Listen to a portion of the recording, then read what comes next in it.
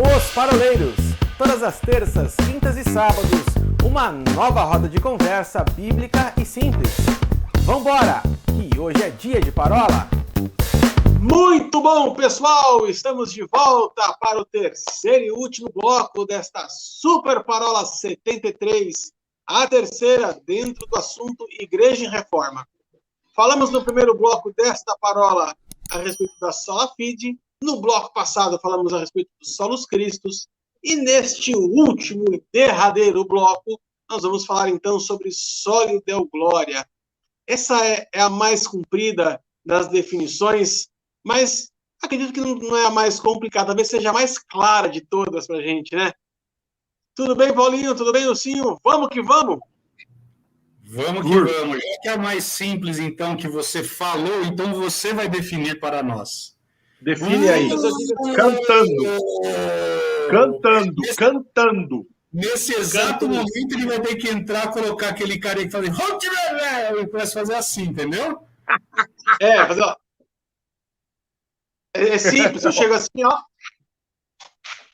Seguinte, eu digo que é simples, porque é a seguinte coisa, gente. Quando a gente fala de sola escritura, fala de sola gratia, fala de sola fide e de solo Christus, né? A gente tem aqui, tanto é que a gente ficou conversando bastante, tem muito espaço aqui para interpretação, para o entendimento do contexto histórico, literário, aquela coisa toda. Mas, gente, nesse último aqui, eu digo que é simples, porque assim, gente, glória só a Deus. Ele é o centro, ele é o princípio, ele é o fim. Glória somente a Deus, né? Nós vamos encontrar algumas passagens bíblicas do apóstolo Paulo falando, né? Glória somente a Deus toda honra, toda glória, todo louvor, toda adoração. A gente vai ver em Apocalipse, né? Os seres viventes, os anjos, e aquele monte de gente dando glória, glória, glória ao Senhor. Eu quero entender, assim, a questão da centralidade, né? A gente falou a respeito de Cristo, mas vamos esticar um pouquinho o assunto. Acho que dá para a gente tratar aqui um pouquinho a respeito de honra, né? Quando a gente fala de glória a Deus, somente a Deus dá glória, a gente está falando de um espaço de honra, né? De evidência, de proeminência. Acho que a gente pode partir para esse lado. O que vocês acham?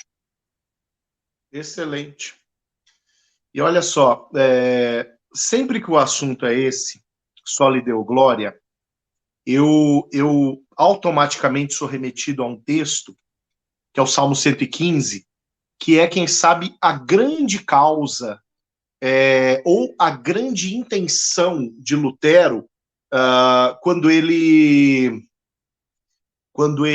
escreve, ou quando ele defende essa quinta sola, né, esse quinto pilar. Salmo 115 começa assim: não a nós, Senhor, não a nós, mas ao teu nome da glória, por amor da tua misericórdia e da tua fidelidade. Então, primeira coisa, não a nós, não a homens, não a instituição, não a igreja, não aos meios de pregação, mas ao Senhor. Né? Se a gente continuar a leitura do texto e chegar lá no versículo 4, a palavra vai falar acerca de uma outra dimensão na qual havia uma confusão no que diz respeito a quem glorificar. O texto diz: prata e ouro são os ídolos deles, obras das mãos de homens, tem boca e não falam, tem olhos e não veem, tem ouvidos e não ouvem, tem nariz e não cheiram, suas mãos não apalpam, seus pés não andam, som nenhum lhes sai da garganta, tornem-se semelhantes a eles, os que os fazem, e tantos quantos neles confiam.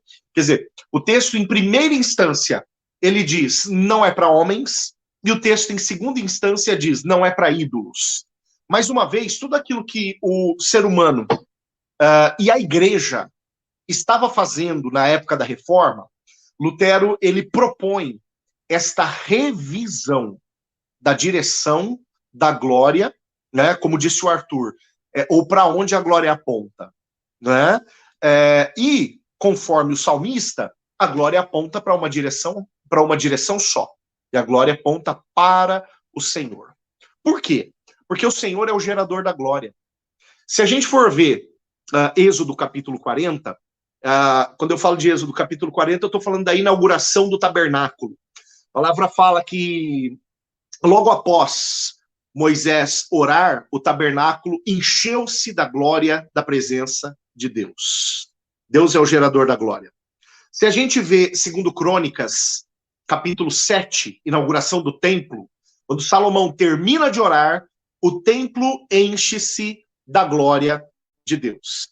Lá em Moisés, os sacerdotes não foram capazes de entrar no templo porque a glória estava lá dentro.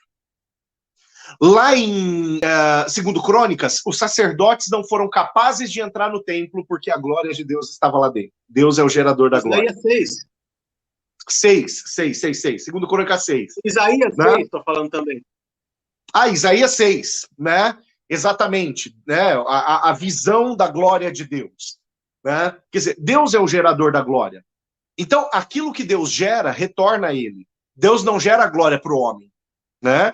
Então, o homem não pode desejar glorificar-se a si mesmo, primeiro, porque o homem não é capaz de gerar glória, senão de redirecionar aquilo que o Senhor mesmo produz para o próprio Deus, para o próprio gerador. É como acontece com a adoração. A adoração Deus gera no nosso coração e nós devolvemos a ele. A glória Deus gera e nós devolvemos a ele. Né? Então, sim, é uma questão de honra, Arthur, porque simplesmente diz respeito a devolver ao próprio dono aquilo que o dono gerou e permitiu que a gente participasse. É como o rei Davi fala em 2 Crônicas, 1 Crônicas, capítulo 29, acho que no versículo de número, agora não lembro se é 4 ou 14, mas ele diz assim, tudo vem de ti, e do que é teu nós te devolvemos. Tá certo que ali Davi está falando acerca de riquezas, bens, né? Mas quando Davi fala tudo segundo o vernáculo deste trieto que está na sua tela, o Ilcinho, a nossa mente brilhante, tudo tem um significado ímpar, né, e de muito difícil compreensão, né, Wilsinho? Tudo quer dizer o quê? Tudo. Mas é interessante você estar falando. Boa noite. É interessante você estar falando, porque eu achei que você ia citar um texto que está lá em Isaías, capítulo 42, verso... Deixei para você. Tá certo. Porque senão eu ia ficar meio mudo aqui, né? Mas tá tudo certo. Claro. Fala assim, eu sou o Senhor e este é meu nome. A minha glória, pois, não a darei a outrem, nem a minha honra às imagens de escultura. Você citou Salmo 115 e eu estou citando Isaías 42. E vamos lembrar que Lutero, quando ele estava falando a respeito dessa quinta e última sola, ele estava falando o seguinte, olha, desde o primeiro momento vocês estão derivando, vocês estão se esforçando para derivar, ou seja, tirar do propósito, tirar da centralidade aquilo que é fé, aquilo que é escritura, aquilo que é Deus, né? E agora vocês também estão se esforçando para tirar aquilo que é a glória. Então, ou seja, eu consigo ver aqui, você citou exatamente que Deus ele emana da sua glória, e eu acabei de ler um livro de Charles Capps, que ele fala algo muito interessante, é um texto muito forte, ele dá uma ilustração quase próximo de uma realidade, como o ser humano poderia expressar, o que é Isaías capítulo 14 e Ezequiel capítulo 28. Quando ele fala que Lúcifer, ele, na verdade, o que ele fazia? Ele refletia a glória de Deus. O que é refletir? É o espelho. Então, ou seja, ele de si mesmo, ele não conseguia expressar a glória de Deus. Mas então, porque ele estava diante de Deus, ele refletia. Então, a glória batia nele e ele refletia. Então, você consegue ver, olhando para Isaías 14, Ezequiel 28, e nessa conjectura, né, que Charles Capps ele faz, Lutero, na verdade, o que ele está falando é o seguinte, vocês estão querendo roubar a glória de Deus. E já teve alguém que tentou roubar a glória de Deus. E eu volto a falar a respeito de Apocalipse, a grande prostituta, né, que tenta adulterar o contexto de adoração do próprio profético, né? Ele está fazendo o quê? Ela olha e fala o seguinte, olha, eu estou tentando fazer a minha mercancia, e olha, apontando de novo para Ezequiel 28, de novo para Isaías 14, falando, olha, você tem que entender isso. Então, quando ele fala a glória só a Deus, nós precisamos entender esse contexto. Quando nós vamos ver a mulher samaritana, quando ela está questionando a respeito de onde deveria ser a adoração, Jesus ele vira e fala, olha, vai chegar o tempo que não vai ser lá nem cá nem acolá, porque o verdadeiro adorador adora em espírito e em verdade. Então, de novo, Lutero ele está resgatando, ele está restaurando aqui o padrão bíblico daquilo que Jesus ele estabeleceu, que na verdade Deus ele estabeleceu já desde o Éden. Porque ali no Éden Deus estabeleceu algo para que o homem ele manifestasse a glória de Deus. Não que o homem em si, mas ele sendo a imagem e semelhança de Deus como alguém que vai manifestar a glória de Deus. Por quê? Porque eu e você somos a imagem e semelhança de Deus. Nós somos a criação de Deus. Nós poderíamos até entrar no original aqui, que é Baraque e tudo mais, mas não vamos entrar nisso. Então veja que Lutero está restabelecendo uma ordem. Talvez, se Lutero fosse contemporâneo de Paulo, ele escreveria a terceira carta aos Coríntios, dizendo, olha, estou estabelecendo agora uma ordem. Ele está estabelecendo uma ordem à igreja, colocando o quê? Colocando que, na verdade, a glória nós somente podemos dar a Deus. E nós somos a manifestação da glória de Deus. Por quê? Porque Satanás ele quis refletir e ser. Olha, ele refletia e ele queria ser. Mas Deus fez da gente a sua imagem e a sua semelhança. E eu, só para encerrar aqui, eu gosto do humor de Deus. Porque o mesmo salmo que o Paulinho leu diz assim, os céus pertencem a Deus, mas a terra Deus deu ao homem. Deus, ele no seu humor, né? E eu não estou, se você que tem uma mente religiosa, por favor, entenda o que eu vou dizer. Satanás, ele quis ser igual a Deus, ele quis colocar o seu trono lá em cima, e Deus falou, você não vai ser igual. E aí Deus, ele faz o homem a sua imagem e a sua semelhança. Não estou falando da criação caída, pecadora, não é disso. É quando ele criou Adão de uma semente perfeita. E ali manifestando a glória e a essência de Deus ali. O pecado entra, destrói tudo. Assista a nossa primeira parola que nós falamos sobre isso. E Jesus ele vem e nos redime do pecado. Para que eu e você caminhemos sobre essa terra em poder e autoridade, manifestando a glória de Deus. Porque quando eu e você exercemos o poder, exercemos a autoridade, exercemos o domínio que Deus ele estabeleceu ao homem em Jesus Cristo, você dá glória a Deus. E a glória do Senhor é manifestada através da sua vida. Não porque você é alguma coisa, mas porque Deus em você é a esperança da glória. Bem, eu estava escutando você aqui, Will. Estava pensando aqui em colocar com os meus zíperes. Hoje eu não estou com botão na roupa, mas... Cara, como o homem gosta de holofote, né, velho? E aí, principalmente, eu começo a olhar isso dentro da igreja, dentro do contexto da igreja. É só a gente fazer uma coisinha a mais, pronto. A gente já quer holofote. As pessoas insistem em jogar um holofote em cima de você, muitas vezes.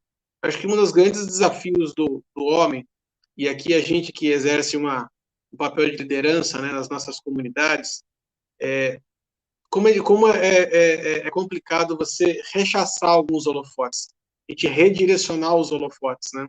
Eu estou lembrando aqui de uma parola de março que as nossas digníssimas rainhas fizeram, e uma fala da Priscila ficou no meu coração.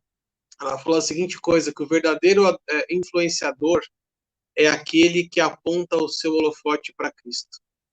Né? Quando a gente tira o holofote da gente, a gente aponta o holofote para Cristo, eu acho que esse é um dos grandes sinais de maturidade do cristão, né? É não puxar a glória para si. E aí eu trago num contexto aqui de Isaías 42, 8, que fala assim, eu sou o Senhor e este é o meu nome. A minha glória, pois, não darei a ninguém, e nem a minha honra. Gente, Deus não divide a glória dele com ninguém. E se a gente, de alguma forma, está esperando algum tipo de glória ou de reconhecimento de outros homens pelas coisas que nós temos feito ou pela disponibilidade que a gente tem colocado a nossa vida em favor do ministério, em favor do reino, tem alguma coisa errada. E aqui fica de alerta para você que nos assiste, para você que nos ouve pelo Spotify agora. Não aceite holofote. Não aceite ser o centro de nada, porque tudo tem a ver com ele. Toda vez que alguém vier te fazer algum elogio, toda vez que alguém vier reconhecer em você algum tipo de autoridade, responda. Tem a ver com ele, não tem a ver comigo. Não sou eu, mas é a graça dele comigo. Né? O nosso papel. Oi? Isso que você está falando, eu me lembrei de algo, porque Jesus, quando ele fala sobre a vinda do Espírito Santo, ele fala o seguinte: importa que eu vá, para que o Espírito Santo venha, e ele não falará de si mesmo, mas ele apontará para o Pai. O próprio Jesus, estando na Terra, fazendo parte da Trindade, ele fala assim, né? Eu não faço por mim mesmo, mas eu faço aquilo que eu vejo o Pai fazendo. Veja, o próprio Cristo, na Terra, andando aqui, ele mesmo tributava honra e glória a Deus. Eu sei que Filipenses vai dizer que ele abriu mão da sua glória e tudo mais, e ele estava num caráter humano, restrito à humanidade e tudo mais. Mas você já parou para pensar nisso? Ele atribuía tudo a Deus, ao Pai, e aí ele fala, eu também vou, vai virar um outro, e ele também não vai falar dele, mas ele vai falar do Pai. Então, assim, existe gente, é só ler João capítulo 14, João capítulo 17, né, que você vai entender de uma forma bíblica. Jesus, ele fala, apontando para Deus. O Espírito Santo não aponta para ele aponta para Deus, ele não falará de si mesmo. Olha que tremendo isso. Você citou o texto que eu ia citar, João 17, oração sacerdotal. Jesus mostra a serviço de quem ele está. E ele mostra a serviço de quem ele coloca os seus discípulos. Fantástico. Eu estava até brincando aqui com vocês, né? Aqui no nosso off aqui. Dentro daquela nossa aula do ensino fundamental 1, quando a professora de geografia falava a respeito de sol, luas, estrelas e eclipse, né? A gente aprende desde criança, né? A diferença entre uma estrela e um satélite, ou entre o sol e a lua. O sol, ele emana a luz de si mesmo. A lua, ela só reflete a luz do sol. Mesmo de noite, ela reflete a luz do sol. Que sejamos nós, de repente, a sermos luas no céu escuro de alguém, refletindo a luz de Cristo. Amém, meninos? Se bem que do jeito que a gente anda comendo, a gente já está no formato de lua, não é, Paulinho? Eu acho que o Nilcinho está mais para tapioca. Boa. Vamos chegar então ao final dessa parola 73, dessa super, hiper, mega, ultra Master Buster, encerrando aqui então a nossa série de 5 solas nessa terceira, nossa terceira parola, dentro do tema Igreja em Reforma. Siga-nos nas nossas redes sociais, no Instagram, no Facebook, também no nosso canal do YouTube. Acione a sinetinha. Liga já! Eu ia falar assine e acione. Misturou tudo aqui. Então, assine o nosse canal e acione a sinetinha. E eu vou desligar antes que eu complique mais aqui. Gente, beijo no coração de vocês e até semana que vem. Se Deus quiser. Até mais. Tchau. Fui!